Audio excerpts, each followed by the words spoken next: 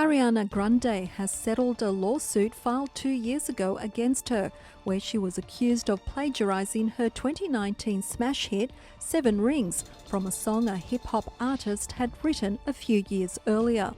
In a Tuesday filing in federal court in Manhattan, hip-hop artist Josh Stone, whose stage name is Dot, disclosed the settlement with Grande and 13 other defendants, including her publishers and several songwriters. A judge dismissed Stone's lawsuit as both parties had agreed to a settlement. Lawyers did not immediately respond to requests for comments, and the terms of the agreement are yet to be disclosed. In 2017, New Yorker Josh Stone wrote the song "You Need It, I Got It." The lawsuit filed in 2020 accused the pop superstar and 13 others, including the producer Tommy Brown, of plagiarizing his song for using the lines "You need it, I got it, you want it, I got it" in the song 7 Rings. The suit alleged literally every single one of the 39 respective notes of 7 Rings is identical with the 39 notes of "I Got It" from a metrical placement perspective. Said another way, the rhythm and placement of the notes and lyrics are identical. The defendants had stated that listeners would consider the two songs very different and that Stone had no right over the use of everyday phrases such as "I got it." Grande's song remained atop the Billboard Hot 100 for 8 weeks, and it has registered more than 954 million views on YouTube. One of the leading pop artists in the last decade, Grande, aged 27, beating Dua Lipa, became the second most streamed female artist in 2021 on Spotify after Taylor Swift. Facebook Inc. is coming out with an innovative publishing platform in the upcoming months in the US that allows independent writers and journalists to reach new audiences and monetize their effort through emails, newsletters, and individual websites. The pandemic has driven many high-profile journalists to depart newsrooms to start their own newsletters or websites. Now tech companies are following the trend. More writers and journalists have been getting on the email newsletter bandwagon, favouring the editorial liberty inherent to the medium, which also let them shift from ad-reliant business models that have been on a steady decline. Competition is fierce between firms like Substack, Medium, and Twitter's newly acquired Review, which lets content creators try out a mix of paid and free email newsletters to reach the prospective audience.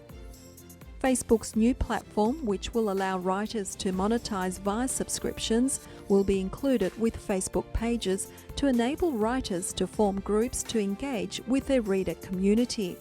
The world's largest social network had pledged to invest at least $1 billion in the news industry over the next 3 years, following a high-profile deadlock with the Australian government over payment to news outlets for content.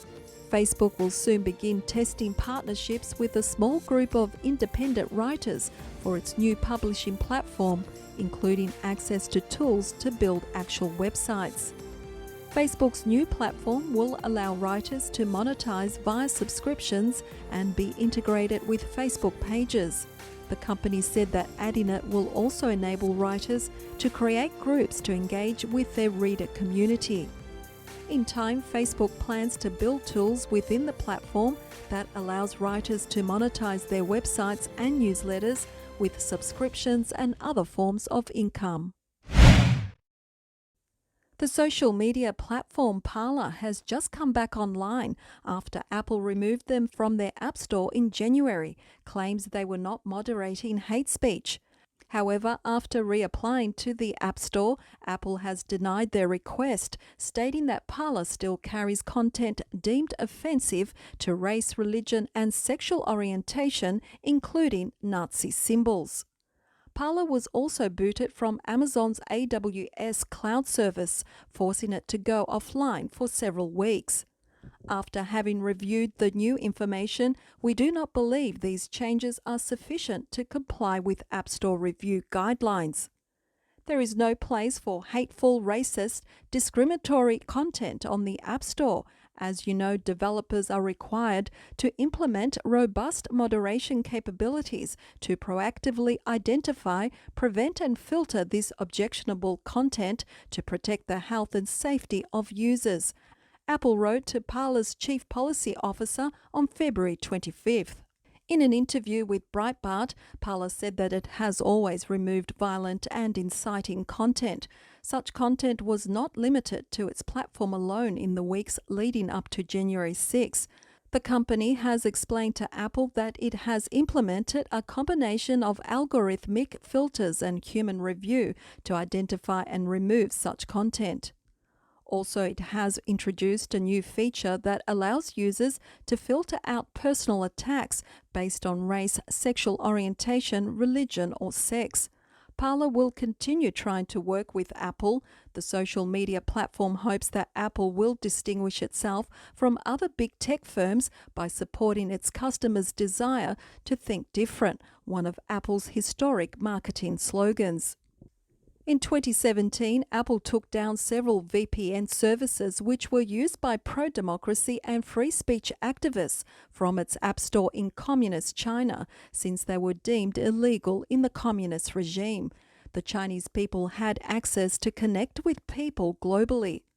Parler recently dropped its antitrust lawsuit against Amazon, which ran 2 months long to pressure Amazon to reconsider its hosting account, but filed a new lawsuit accusing the big tech behemoth of defamation and breach of contract. The lawsuit states that as a result of the unlawful actions of Amazon and AWS, Parler has permanently lost tens of millions of current and prospective future users, many of whom have migrated to other platforms, and hundreds of millions of dollars in annual advertising revenue. Parler therefore brings this suit for multiple violations of Washington's contract, Tory, unfair competition, and consumer protection laws.